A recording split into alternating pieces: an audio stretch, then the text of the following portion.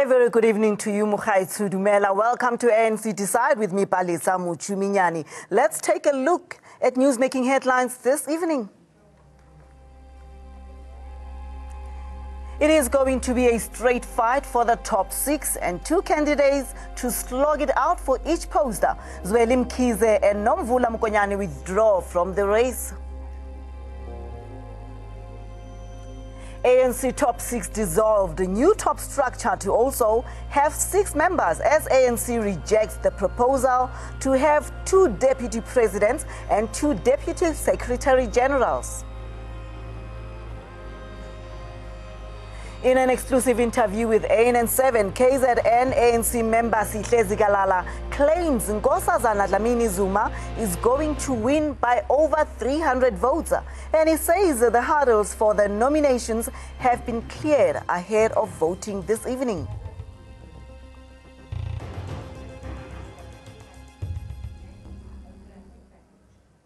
And yes, it's the final countdown. ANC has released the final nominations. And let's go to my colleague Audrey Chimwanda and of course Cindy Mabe at the Nasrec studios.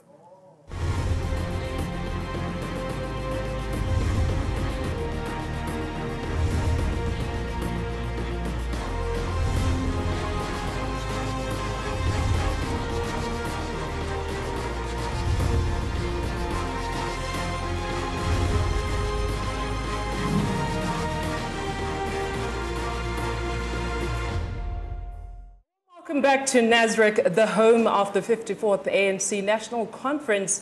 The top 6 nomination list has been brought out, and we continue to ventilate what that means ultimately as the delegates get onto the business of voting. Joining me in studio now, we have new panelists. Kim Heller is here. We also have Muxin Williams. Welcome. What are your thoughts, Muxin? I'll start with you. Do you see any slates with this cleaned up top 6 list that has since come out? Well, there's clearly a slate of some sort. Although we have seen some late movement, of course, with Zweli Mkhize kind of pulling out, but it was inevitable that he was going to pull out the way things have been happening, you know.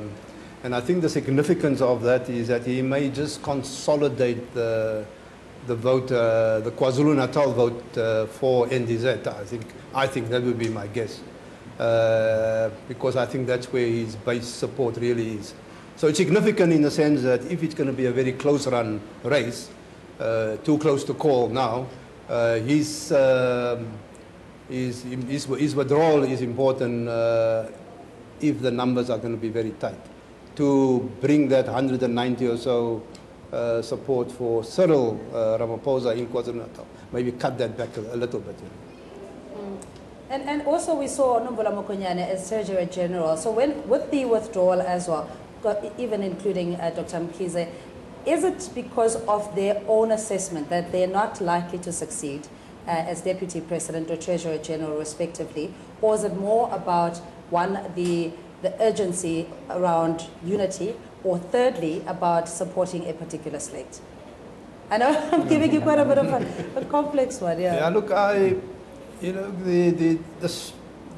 you know, for me, unfortunate, and I'm very critical of the slate politics in the ANC. It's something I hope this conference will address very seriously.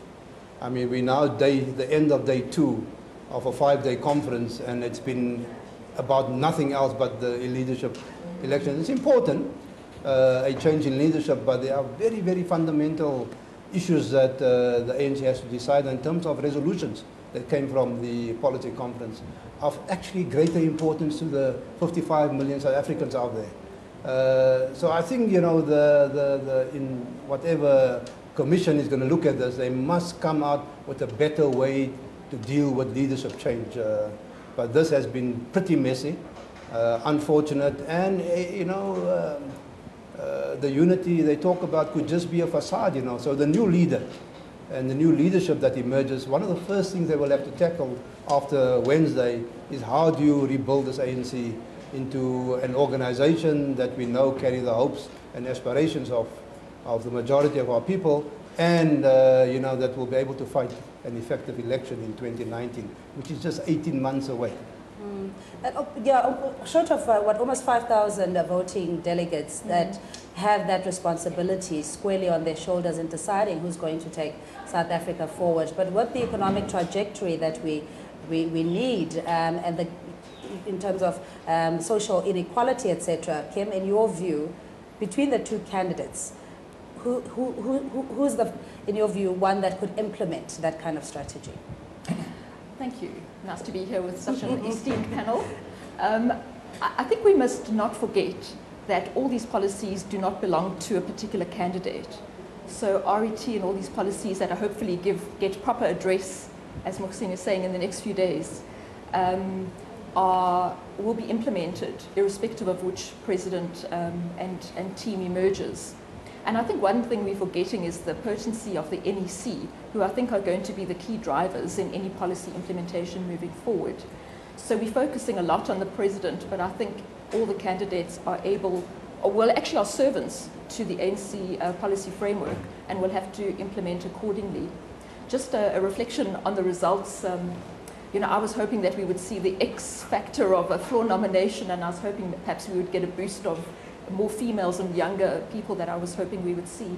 But I think what we're seeing tonight is a clarity, I think, around decision making as far as the delegates are concerned. I think we've done an injustice to them to show them as undecided or uncertain or unclear. But I think they're very clear. We may not support which candidates they're supporting, but I think they are firmly behind one or other of the candidates. And so I think what we're going to see tonight is democracy at play, which is what we want. Whether that favors our particular outcome or not is less relevant than the fact that ANC, at its core and where its heart beats, which is in the branches, that they have been given full voice. And I think that is going to happen tonight. And in terms of the factions, Mr. Williams was talking about, the ANC could have focused on more serious issues, and especially those that have been adopted since Polokwane, Mangaung, and in the recent policy conference. Why then the close focus on the leadership primarily in this particular conference, in your view? Well, the reality of it is that once you become the ANC president, you then preside over, you get the opportunity to probably preside over the Republic of South Africa, which is a big country in Africa. So there is a lot to it. That is why you find business has been going out of its way, lobbying. Some that say that there's a particular company that has gone and put up delegates in 5,000 Rand a night rooms. All of that is just part of the process of we must accept. There's a lot of power that comes with these top 6 positions. So we can't realistically expect that there won't be contestation. So the contestation will always be there, and I don't think that there's going to be any magic wand that's going to be waved by anybody that is going to send it away. The reality of whether the SACP will stay or not, well, it all depends on who emerges. They have said that if their candidate doesn't emerge, they'll look at going it alone. Those are all the realities of what could still happen, and I suppose we'll know what machinations are out there tomorrow morning when the results are announced. Yeah, it's just a matter of hours now, isn't it? Yeah. Carl, Kim raised a question of generation renewal within the ANC. Just looking at the top 6 possibilities that were given today, I think the average age, not to give out people's ages, I know it could be a bit sensitive, is probably 65. And we've been, hearing from the youth saying some of the issues that we're concerned with, that we're passionate about, are not being addressed. Do you think this instills confidence in the youth of South Africa? This list that we saw today? Well, I think that the ANC will have to address the generational mix also in the additional members. And my sense is that when we eventually get the full list of the 80 additional members, there will be a considerable number of younger people there. So what we are also talking about is in the run-up to the next national elective conference, I think we're going to see a far greater influence of younger people and more nominations of young people onto the top 6. At the moment, this top 6, yes, they do tend to be on the wrong side of 60 if we think it is the wrong side to be at. But I think at the same time, the issue here had been throughout to get the right candidate. If you look at the Youth League supports Comrade Nkosazana Dlamini Zuma. Yes, Comrade Nkosazana Dlamini Zuma is not one of the youngest candidates, but the Youth League believed that it was very important to work for radical economic transformation. So the influence of the youth on this particular number of people who've been nominated, and specifically the nominations around Dr. Nkosazana Dlamini Zuma, is indeed very strong. I also just want to emphasize that this conference is not just concentrating on the election of leaders. As we saw the run-up to the conference, these leaders, especially again, Dr. Nkosazana Dlamini Zuma, has been issue-driven and policy and ideologically driven. She's been very clear about radical economic transformation. And as we have now nominated the candidates for the top 6, this afternoon, later, tonight, and tomorrow, there will be commissions. Those commissions will discuss the proposals that came from the policy conference. And I believe that there will be a firming up of the policy positions of the African National Congress, especially with regards to radical economic transformation. And if the right candidate, as far as I'm concerned, gets elected, we will see a marriage between policy, radical economic transformation, and a person who is committed to the implementation of radical economic transformation. So policy can still emerge from this conference as being very dominant, very strong, and especially the intention to implement policy. Because Comrade Nkosazana Dlamini Zuma is very clear about implementation of policy. And that has been the campaign that she's been running. She's been clear. Radical economic transformation is the policy of the African National Congress. For her, her campaign was about the implementation of radical economic transformation. Yeah. And as things stand, as you're saying, that policy ultimately would have to be observed and implemented, even if Cyril Ramaphosa were to emerge as the ANC Absolutely. president. What's important is that the material conditions of people's lives and the economy is changed. I just want to go back to you, Mr. Williams, in the legitimacy of Nkosazana Dlamini Zuma as being a competent, capable president, still being marred by her ex or the relationship she had with President Jacob Zuma. I want to get back to the point about contestation before I address your question. The ANC I've always viewed as a progressive organization, and there's no need to follow the template of, say, the US type of elections in nominating people. But if you look at the destructive kind of process that we have gone through, that hardened comrades are feared for the future of the organization. This is how destructive this process has been. It's something I'm maybe say to Carl, go back in there and maybe get a commission to address it. We don't have to follow the normal kind of contestation template.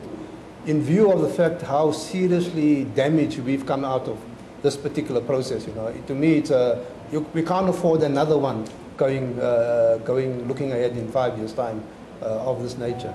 I think it's unfair on Dr. Dlamini Zuma, the way she has been portrayed, especially in our mainstream media, the attempts to try and besmirch her name. One simply has to look at the track record. When you look and consider people for an appointment to a particular, you look at their resume, and very little you can fault in that resume in terms of her qualifications for if she gets elected as president of the ANC and eventually president of the country. She's very, very highly qualified. I've heard, I just came out of the media room a few doors away, and I heard one of the people saying, hey man, we're suffering from Zuma fatigue, What does South Africa need at the moment, is a person who is going to be able to bring about that radical change in the structure of our economy, bring about, the kind of social cohesion that we need, and very importantly, the person who's going to actually bring some unity in the ANC going forward. And I think she's very highly qualified to do so. Let's look at the branch nominations as well and how that can tip the scale. Although it seems like CR17 is in the lead, but the size also matters in the sense of the number of delegates that come from a particular branch. Kim, in your view, that this picture could easily change overnight? I'm not sure which numbers you're referring to, because I think if we look at the numbers in actual terms of warm bodies, I think the numbers are just favouring her rather than him. And but I think the race is going to be very close, because we don't know what is going to happen in the secrecy of the voting booth. But I think just picking up on Muhsin's point about unity, and I think what we've seen recently in the ANC is a process which I've actually called self-mutilation, as the ANC is destroying itself. And I think that must end, and hopefully it is given some attention and flagged very strongly in the next few days. I think I wrote in my column on Friday in the New Age that unity at this conference is almost as likely as Terra Nakota leading a march for land return. And I hope I'm wrong about that. I think looking at Dr. Dlamini Zuma, I think she has been projected very badly by the mainstream media in this whole battle. And yet, as I think I said last night, she's probably the most qualified candidate that South Africa probably has ever seen for a presidential candidate. And interestingly, she has spoken. I think there are two people to me who have emerged as the unity candidates, and she's been one. She's spoken throughout this process about unity. So I think she would be one to foster unity post the conference, possibly more than anyone else. I think Zweli has done that as well.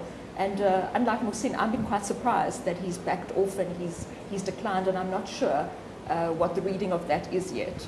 But so the notion of having two deputy presidents and two SGs has been declined ultimately, and I suppose this was meant to sort out the issue of slates. Perhaps the losing candidate gets to get something. Now the loser doesn't get anything at all. Zamo, do you think the situation will, because the policies need to be implemented by a united force? How will this work out? Well, as much as President Zuma had proposed the issue of two deputies, I just never saw it working, because you are literally going to have two centers of power in terms of those who deputize for the president. So let's assume 2019 would happen and then the ANC wins the election. Then the president, obviously, it's clear who's going to be the president, but then the president must now appoint a deputy. So now he's going to have a choice, he or she would have a choice out of two people. And then who then gets appointed? It was going to cause a rift somewhere down the line anyway. The idea of two deputy SGs, though, I thought perhaps should have carried water, because you need a lot of organization within the ANC now. You need to go back and rebuild the organization. And right now, I do not know if the Secretary General's office is strong enough currently to be able to do all the work that it has to do. There's a lot of branches, there's a lot of issues that are still outstanding. You've got the KZN PEC issue, the Free State PEC issue, there's issues in the Northwest. All of these ultimately need to go to the SG's office to be sorted out. And the more you capacitate that office, the better, I would think. But I just never saw the second deputy president issue coming through, in as much as it was there as a form of trying to create unity, but it would have been a false unity in my perspective. The ANC is a democratic organization, and this is what it is. And until that constitution changes in terms of who can stand for what position, if you're a member in good standing and you have been serving, you can be nominated. So unless you're saying you're going to change that, and I don't understand that you would change it into what process, because this is just democracy at work, unfortunately. But the constitutional amendments, I think that was put on hold until the next conference. But looking at the structure as it stands, with the Senzo Mtono and Esma Hashule as a proposed Secretary General and Deputy Secretary General, Jesse Duarte, and Ms. Losi. If you were to look at the NEC, just pick names randomly, and getting back to what is expected of delegates, what they would need to consider in choosing the president, and how much of that rests on the fate of President Jacob Zuma going forward post the conference. Carl, if you can give us a scenario of what the members would have to consider, those that have been calling for Zuma to go, the issue around state capture and his alleged involvement and implication in it. Well, let me first of all say that the conference considered the issue of the two deputy presidents, but it was dealt with very, very quickly because there was absolutely no traction for two deputy presidents, not from any of the particular groupings that we see here. With regards to the future, I think that we must be very careful to speculate at this stage whether President Zuma will be president of the country for the full period up to 2018, or what is going to happen. As far as I'm concerned, we have to accept that President Zuma now is still the president of South Africa and leave it at that. The delegates are not voting here on whether President Zuma is going to eventually vacate his position as the president of South Africa. The delegates are voting here for the positions of the African National Congress. I've not heard anyone here discussing the issue on whether President Zuma should retire early from the presidency of the country. That is not on the agenda here. We are dealing here with the ANC and the presidency of the African National Congress.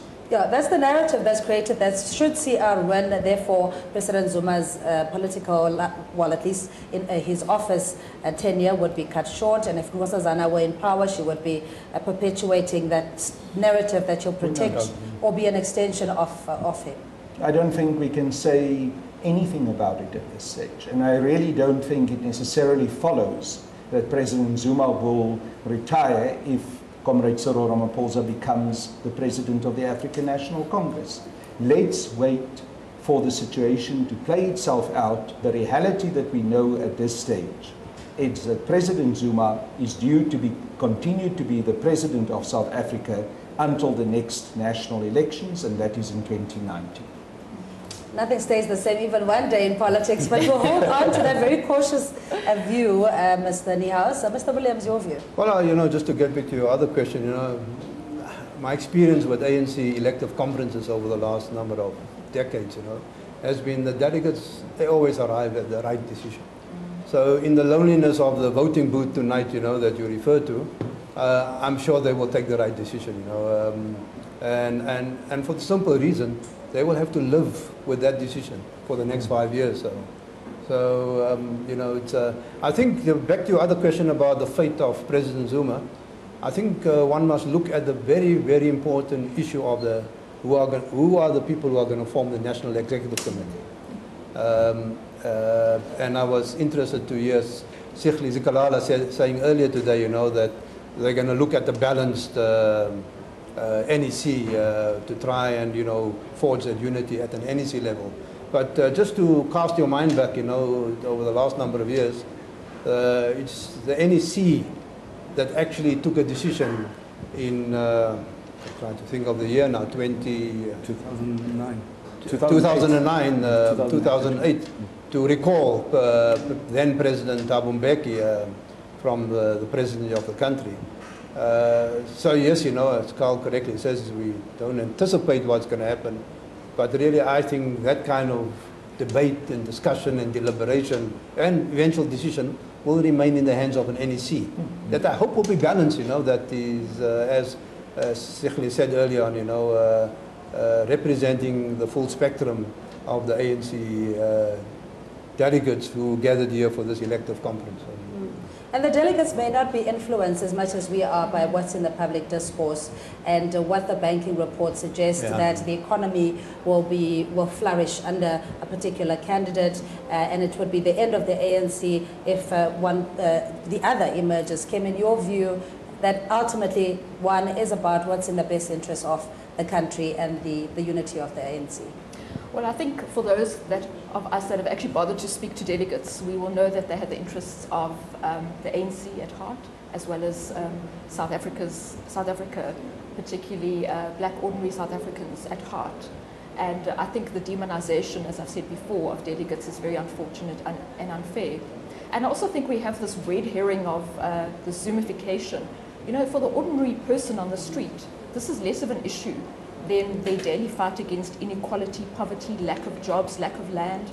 And I think the biggest determinant of an ANC success in 2009 isn't whether President Zuma is part of the team or not, but how the ANC decisively addresses its key issues of RET, land return, free education. These are issues that perhaps don't come into the newsrooms as much as they should, but are pertinent and primary on the streets of South Africa.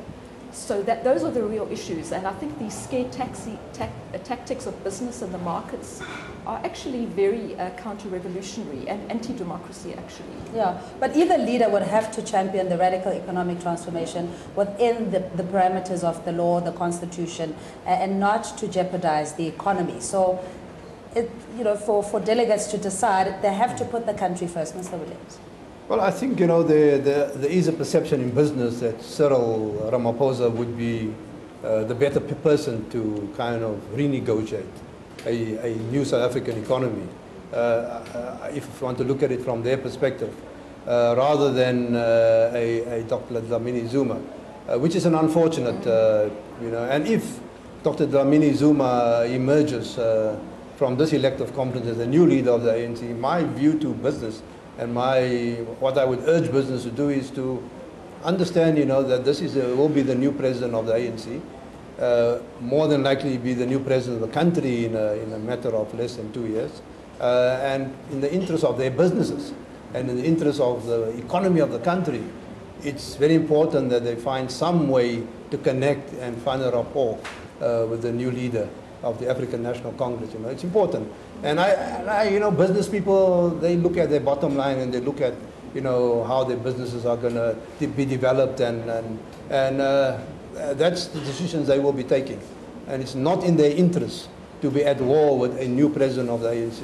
And I know some of them have threatened to take money out of the country and blah, blah, blah, but, I think eventually business people will also come around and, see the economic sense of having a good relationship with the leadership of the ANC and the leadership of the country. Yeah, and but there has been allegations that business is vote buying delegates. They're luring delegates to vote in a certain way, and it's no secret that the candidate would be CR17. Would they then be willing to come onto the table and have a conversation with the winning candidate if it's not CR17, with all these threats that have been thrown around? You don't have to be a seer to be able to say, yes, that will happen. It's not going to be the other way around. It doesn't make sense. Yeah. If you take the United States, business there were rooting for Hillary Clinton. All their money and their funding went into support of Hillary Clinton, and now they're very cozy in a relationship with Donald Trump in the White House. Well, look, I don't think there's any doubt that business has been trying to influence the outcome of this election contestation in favor of Comrade Cyril. We have to accept that. But if Comrade Nkosazana Dlamini Zuma gets elected, I'm also pretty confident that business will engage with her. And she has been very clear that she will engage with business. The important thing is, what is the particular position and stance that the President of the African National Congress is going to take in that engagement? Right. Is the President of the ANC seen as someone who is very cozy with white monopoly capital, who has been influenced by white monopoly capital and may in fact be a partner of white monopoly capital? Or is the President of the African National Congress seen as someone who stands on principle, on ideological positions that goes back to the African National Congress as an organization that finds its roots in the Freedom Charter? And is the President of the ANC someone who considers the issues and concerns of the poor as being the most important? That is going to be the difference of that conversation.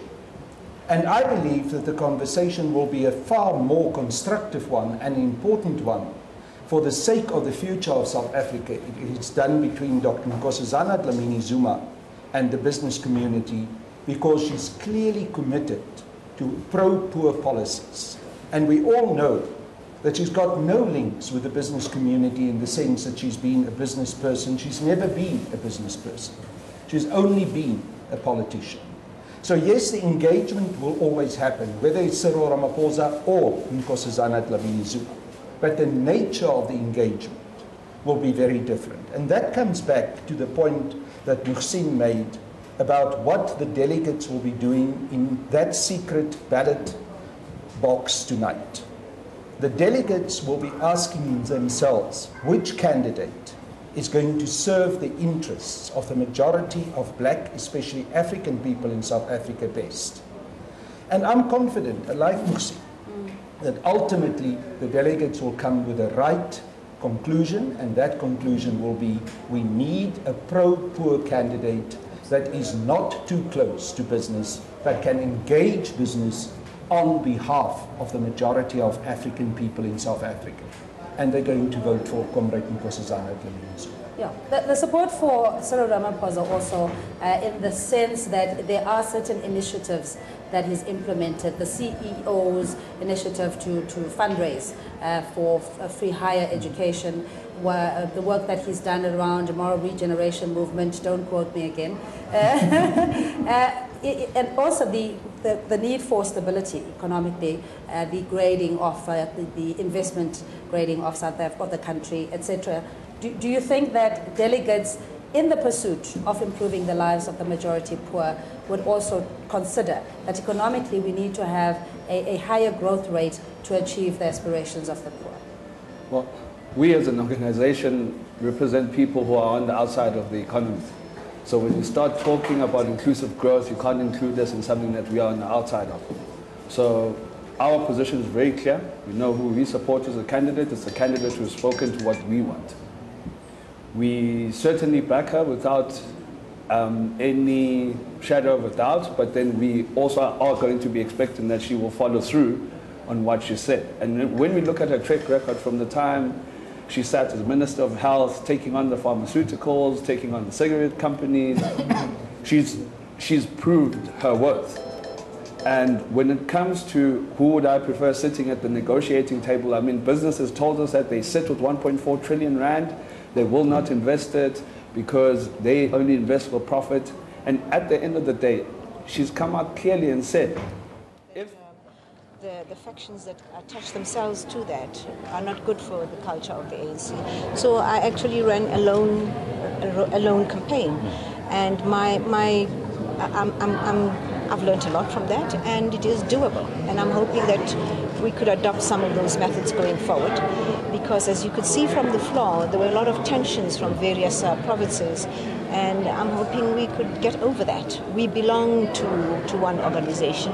We hold the same principles dear, and we should find a way in which we can do this in such a way that it doesn't cause concern in our society.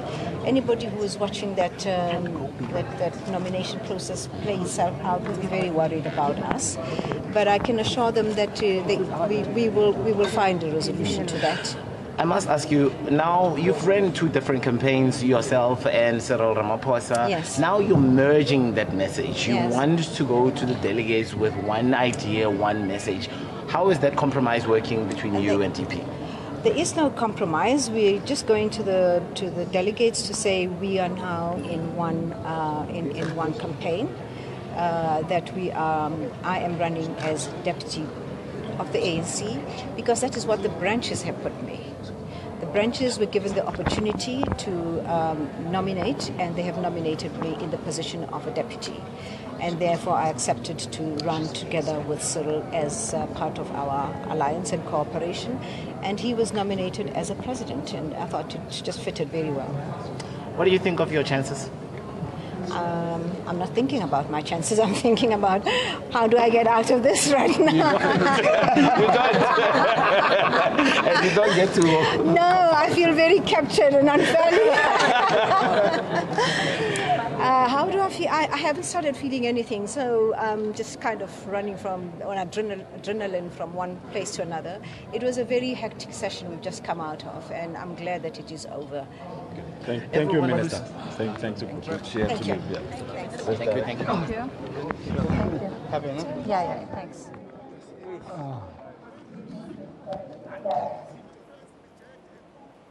All right, and that's Lindiwe Sisulu. Of course, she's been nominated as Deputy President, and she has accepted that nominations, likely on, of course, obviously on CR Slate, saying that they've worked very well together and the campaign is successful according to their efforts and ratings. In your view, Carl, just in reaction to that, did you see that there's that demeanor of victory around her? You know, I don't know if success had a scent. It would permeate through the TVs from what we saw with Lindiwe Sisulu.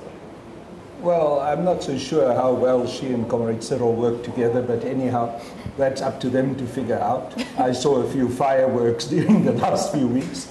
But at the same time, yes, of course, Comrade Lindiwe is a very competent politician.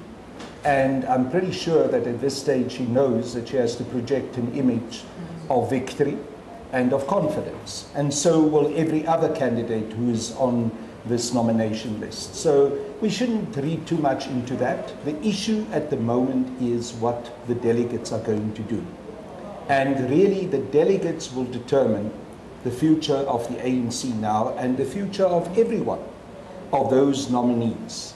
And that's how it should be. Because ultimately the African National Congress should belong to the branches of the ANC and the delegates of the branches have said. This is a confirmation of democracy, this contestation. And it's a good thing that we can have a contestation which is a confirmation of democracy. And at the same time, I'm very happy that we do not see here some kind of attempt to do what Gwedi Mantashe said, some kind of leadership arrangement. Let the delegates decide. Let us continue to stick to the democratic roots of the African National Congress. And that will eventually, I believe, bring a stronger ANC. Well, we've also seen different developments, I beg your pardon, in how corruption has come to play. And we know the fixation that we've had as a country on the state of capture and the looting of SOEs, and whether the incumbent or new president would focus onto those. And the distinction between the two candidates, of course, in their interests is very glaring. Kim? Well, I think state capture is going to be dealt with, but the scope of that is yet to be fully determined. So I think there's one candidate who's focusing on a more narrow definition. But we need to be very honest about how we're dealing with corruption. And I see there's some media analysts actually speaking about Steinhoff as actually blaming President Zuma for not having the right controls and climate in place. So that's ridiculous. If we're looking at state capture, we need to go back to land theft, which I think the BLF recently spoke about as the greatest act of corruption that we've seen in this country, and that's true. So the scope of state capture needs to be taken back right to that first historical theft, which I don't believe has been given enough attention. And I do say, to the credit of Dr. Dlamini Zuma, I think she's dealt with that much more decisively than any of the other candidates. And I'm hoping that's getting a real airing in the state capture investigation, along with any corruption, whether it's private sector or public sector, whether it's by white people or black people. It seems like still in this rainbow South Africa that we all talk about, whites still seem to be living under a privileged set of laws, and we seem to judge them less harshly, and that must stop. Mr. Williams, Didi Mabuza versus Lindiwe Sisulu, your take? I didn't hear that, sorry. Didi Mabuza versus Lindiwe Sisulu? Well, Didi is an interesting character. He's been around for a long time, and as you know, he played his cards close to his chest over the last period. But if I have to put the two of them against each other, I think he's going to probably win this one. I think what we need to celebrate, maybe get back to your questions earlier, is for the first time in the history of the ANC, there's a woman candidate for the presidency, and there's a woman candidate for the deputy presidency. And I think that's worthy of these delegates here and for the ANC to say, hey man, it's a milestone that we have reached in terms of that gender equality that the ANC preaches so much about. Kim was saying yesterday, we're sick and tired of deputizing, with all due respect, Mr. Williams. That's exactly what I was thinking of as well. Can you be in charge. Correct. But funny you should say that, because if you listen just the very last minutes as she was speaking, she was like, I'm not thinking of my chances, I'm actually thinking how do I get out of this already, which is, you know, quite interesting with the confidence that we're speaking of, and perhaps, of course, she said it in jest, but it could be quite telling as to, you know, the heat that she's feeling as the voting process is underway. I think she's done well from, you know, when she launched the campaign in Soweto and with some funny kind of campaign slogan, I thought, you know, wow, you know, she's not going to get anywhere. But as Carl says, you know, in the Sturm und Drang of the ANC democratic process, you know, people emerge. So I think she's done well to end up as possibly, you know, the next deputy president of the ANC, you know. But I doubt whether she will be able to beat Didi Mabuza. Didi Mabuza with the combination of Cyril Ramaphosa or Dr. Nkosazana Dlamini Zuma as president, which is a more better fit in your view? Well, I must trust the delegates to make the right choice, to really be honest. But the likelihood is that if you find that Dr. Dlamini Zuma wins the presidential position, I would like to assume that Didi Mabuza will carry through the deputy position. And then also the counter also applies. If Cyril Ramaphosa should win the presidency, I would expect that Lindiwe Sisulu would come through to deputize. I don't also see Cyril Ramaphosa and Didi Mabuza as 1 and 2. I just don't see that mix. And then I also don't see the mix of Dr. Dlamini Zuma and Lindiwe Sisulu as 1 and 2. So in that case, I think it's going to be the one mix or the other mix. Given that you ladies are saying you're tired of deputizing, and we can guess what you're supporting. Yeah. And the influence, of course, of Dr. Zweli Mkhize, now that he's revoked his announced, or rather nominations, in the slate of the deputy presidents, Lindiwe Sisulu or Didi Mabuza, not forgetting the 223 unity votes. How does that now put a spanner in the works in how delegates are likely to vote? Well, I think delegates are going to carefully weigh the votes that are now available from these declines that we've seen from Comrade Zweli and also from Comrade Nomvula. But at the same time, I think we have to accept that the way it is likely to play out is that if Comrade Nkosazana Dlamini Zuma, and I think there's a very strong likelihood of that, becomes the president of the African National Congress, that Comrade Didi Mabuza will follow as the deputy president. I think that is just how the delegates are going to vote. They understand that there has been in front of them this combination, for a reason. And these two candidates are now seen as part of the same package in this situation. So I don't think we're going to see a difference. Either it's going to be Cyril Ramaphosa and probably Lindiwe Sisulu, or it's going to be Comrade Nkosazana Dlamini Zuma and Comrade Didi Mabuza. And I think the most likely scenario that we're going to see is going to be Comrade Nkosazana Dlamini Zuma and Comrade Didi Mabuza as her deputy. So you don't need to worry too much about deputizing in the future.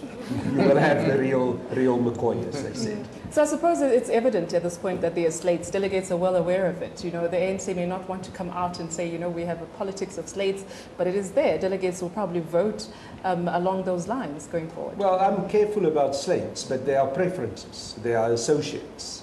And at the same time, we also can't take away the right of the various delegates to make different choices. But the likelihood, and that's the only point I'm making, that they will make a choice that will scramble those combinations and those associations are highly unlikely, especially between the deputy president and the president. And the survival of the organization, where are we now in how the delegates should consider the organizational renewal, ensuring that the ANC is still a leader of society, all of that, in your view, Mr. Williams?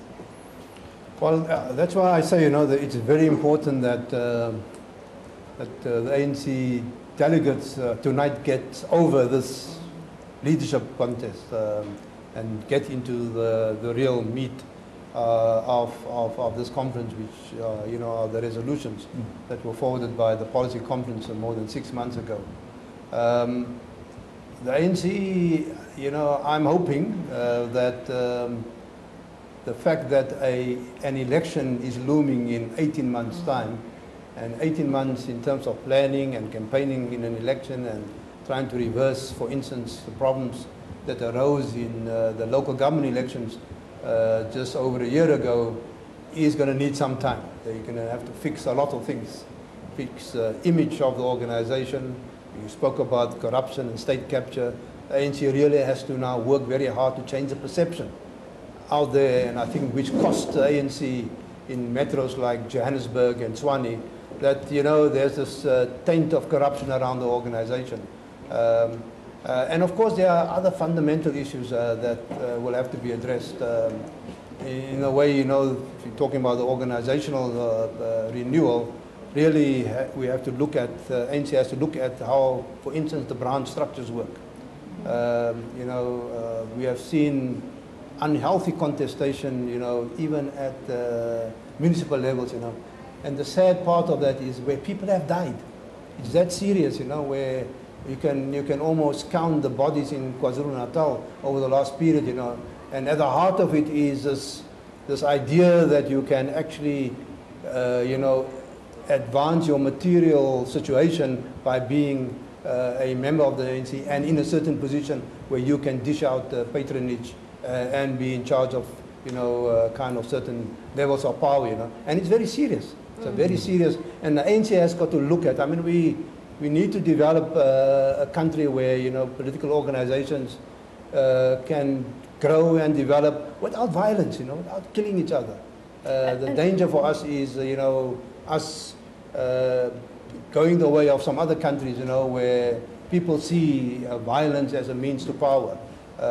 Whereas, and I think we spoke about the Constitution on air earlier today, it's a country where, a Constitution actually provides us with the principles, where we must have good debate, as Carl says, good democratic contestation in terms of who our leaders are, but at the end of the day, we need to really get to a situation where, especially the ANC, where it's not worth killing a comrade to get into a certain position. Yeah.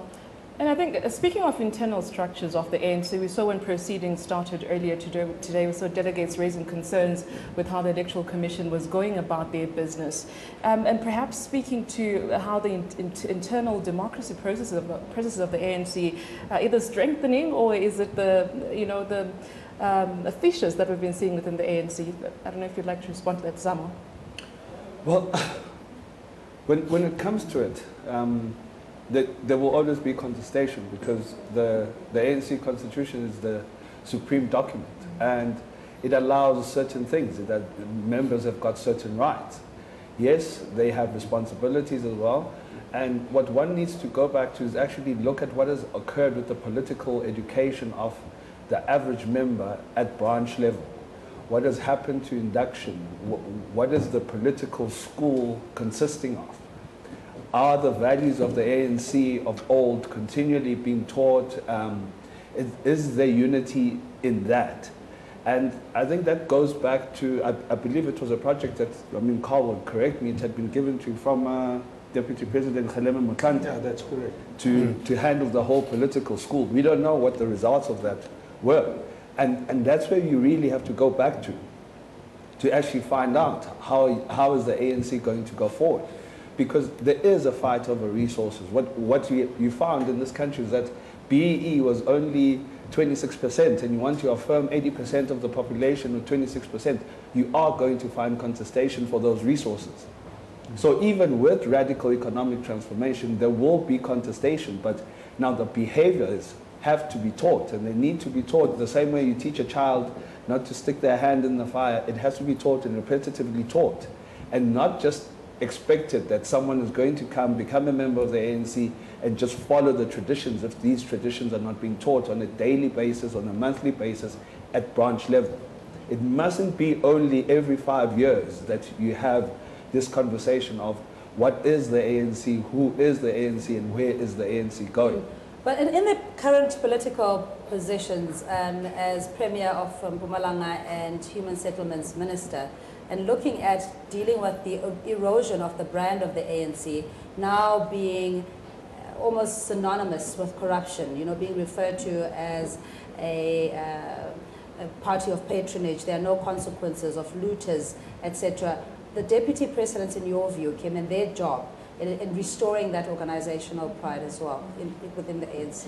Well, firstly, I think I disagree with your personification of the ANC as primarily being seen as this body of corruption, because we must not forget that over the last, or since it's been in power, it's actually positively changed the lives of millions of South Africans in view of a legacy of deep structural inequality under apartheid and colonialism.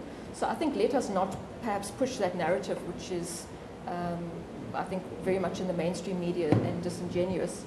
I think the new deputy president, but alongside his or her entire team, needs to get more onto the ground. And I think that is where David Mabuza is actually really good, because probably of all the premiers, he has really built his province, he's built ANC membership, and he's actually built he's delivered real socio-economic programs in that province.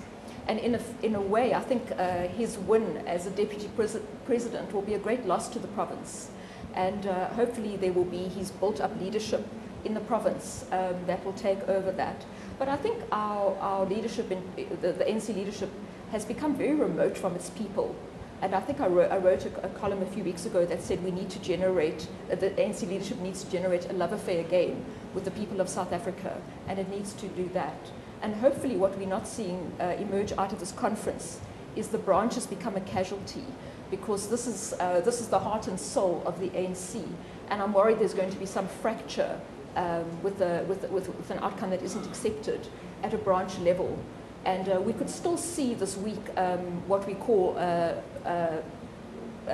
law, what did you refer, lawfare, I think you referred to, with people challenging the outcome.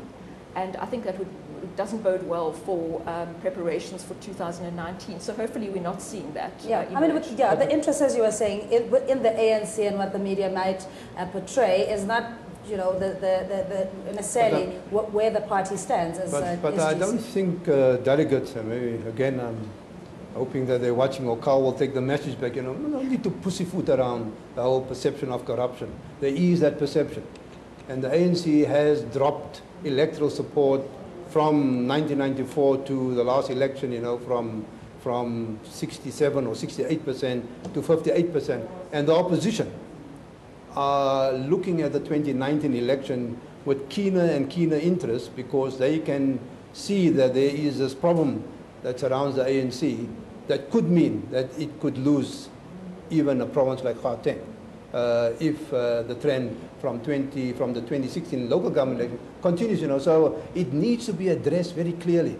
I was interested to see that the president in his political report mentioned the fact that, you know, he as president has signed the most SIU proclamations, more than any of the previous presidents combined, you know. So I think there's a perception problem. Yes, you know, the ANC is not this totally corrupt organization, but there is a perception problem, and perception is reality. And I think what delegates will have to deal with, and Carl as a media person must understand this, that you're going to have to get on the offensive in terms of changing that perception out there through, you know, if you ask any South African, what are these SIU investigations, they wouldn't be able to tell you, because nothing is written about it, it's not publicized, and if they do achieve success, you know, it gets short shrift in the mainstream media, you know, so there's a need to deal with this problem. And just very quickly, Mr. Williams, before we run out of time, are we also getting lip service when it comes to radical economic transformation from the ANC? Do you think there's that perception out there? Look, I think, you know, it's a difficult issue.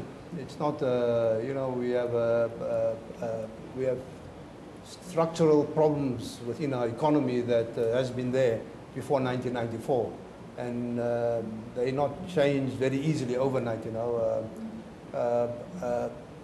So what, I mean, I think what we hope is that the next president and the next leadership of the ANC will bring about and address the issue fundamentally. And I think you asked a question earlier, you know, what's the differences between these two candidates, you know, in my view, is that NDZ will probably address it much more fundamentally than what Cyril Ramaphosa would. But having said that, you know, I don't think we must throw the baby out with the bathwater here. You know, the Minister of Finance, Malusi Gigaba, also said just yesterday that we're not going to have radical economic transformation without a growing economy. So we're going to, you know, this new leadership is going to have to deal with all these contradictions, deal with the business community, invite them in, find ways, you know, with labor for us to come to a common understanding as South Africans, both business and politicians, that, hey man, we have to find a way forward together, you know. That's a challenge. Insurmountable challenges that either. But can I say one thing, and I think it's critically important. Just very quickly, we need to take a quick break. The African National Congress and our government needs to communicate clearer. We must communicate our successes. If you listen to what the President said in his speech, he gave a whole list of successes, but how many people in our society know about those successes? But we must also communicate our challenges. Yeah. One of our biggest problems is that the mainstream media, white monopoly capital-owned mainstream media, are not giving us the necessary platforms to do that. So we have to deal with that issue also. We seriously have to take a quick break. And of course we continue here at the Nasrec Expo Center. It is crunch time. At least by tomorrow, we're told, we'll know who the new president of the ANC is, together with the deputy and the NEC members. For now, we take a quick break. Do stay with ANN7. Since 1994, we have a leader who can articulate all the aspirations of black people. You can't blame the loss to one person. That's why the ANC itself accepted that we have contributed collectively. The two candidates have to really cast a vision and their understanding of what the ANC Can it as an organization survive the conference and still be a unit? You have an economy in this country that operates at probably 50% of its capacity.